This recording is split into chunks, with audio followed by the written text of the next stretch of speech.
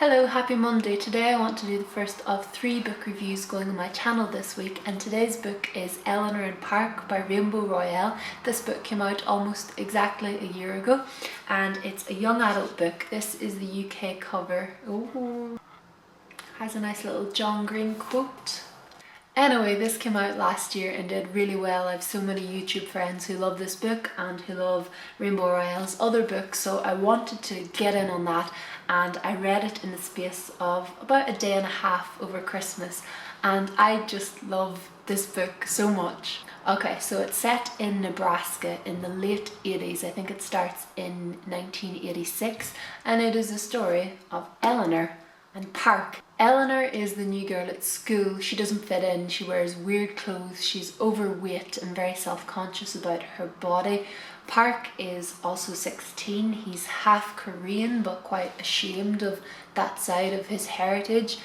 And they start getting the bus together. Don't let that put you off. The whole new girl at school, mismatched kind of love story. It sounds like a young adult cliche. Maybe it is, but please don't let that put you off reading this book. It's wonderful. They take it in turns to narrate the chapters, and you really get to know both of them and feel the different ways in which they're both falling for each other. And it's beautiful and it's heartbreaking and it's all that is good.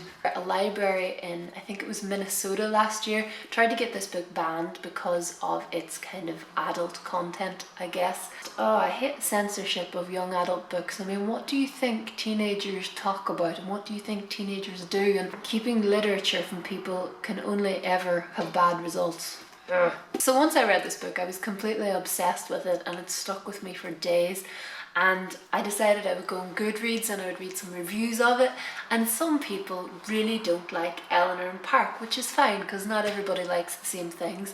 That's fine, but the main arguments that were coming out are that firstly, Park is a pretty surface layer half Korean character in that yes, his mother is Korean, but he pretty much ignores her history and doesn't really allow us to find out anything about her, and he doesn't really explore that side of him. And there's an argument which is it better to include a character who's not the typical white American teen and then not fully explore their race and their heritage and that side of their culture, or is it better to just not include them?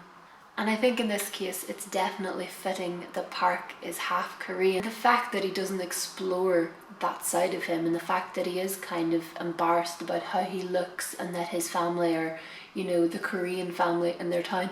I think it's realistic to the anxieties that you go through about identity when you're a teenager, and I can't remember the last time I read a young adult book where one of the main characters was Asian, so that was particularly refreshing.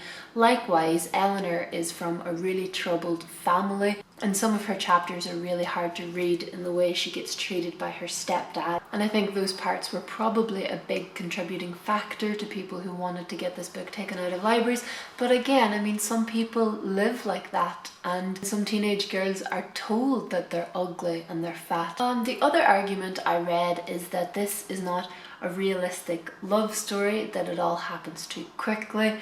And I mean, maybe it is, but for anyone out there who has, you know, told someone you love them practically before you've even kissed them and before you know anything about them, this book will just melt your heart and fill you up with warm nostalgia feels. And I don't think love stories have to be these long, drawn out, analysed, calculated displays of affection.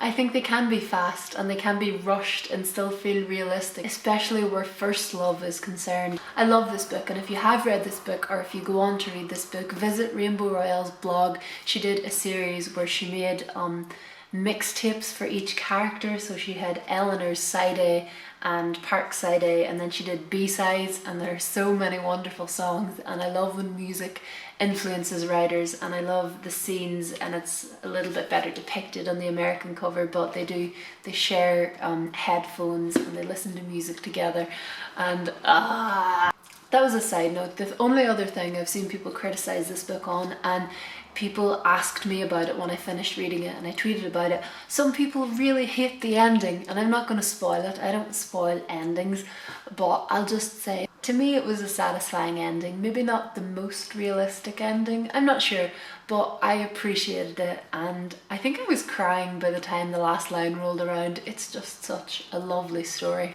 If you've read Eleanor and Park, please let me know what you thought. I've been so excited to talk about this book and to talk to other people about this book because it just, oh, my emotions. I'm running a quick contest this week on my Subblime page where you can win a copy of this book. There'll be an annotation right here that you can click to go to my Subblime page, and you can subscribe and you can enter and you can tell me what to make Subblime lists on, and it'll be wonderful and magical. I will be doing 2 more book reviews on Wednesday and Friday, so stay tuned for those. Thank you so much for watching. Thank you for 15,000 subscribers and books. Oh no, I dropped the book.